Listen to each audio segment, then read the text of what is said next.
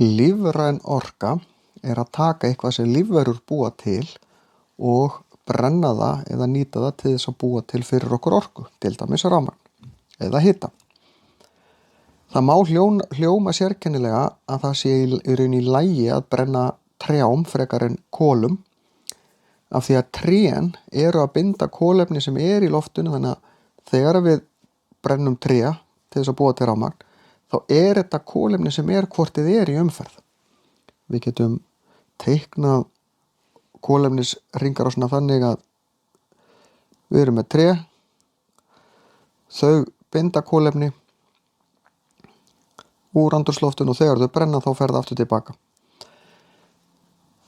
Ef við hins vegar erum að taka olíu neðan úr jörðinni, að þá erum við að bæta kolefni sem ekkert í umferð. Það eru plöntur sem voru að vaxa á jörðinni fyrir milljónum ára.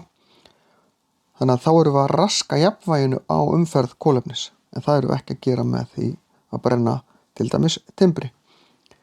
En við þurfum að fara varlega það þýðir ekki við mögum gera endalaust af þessu, því að það í raun hefur áhrif á umhverfið, sérstaklega í kring. Þannig að þetta ein leið til þess að fá orku, en getur aldrei orðið svona megin leiðin til þess að skaffa orku.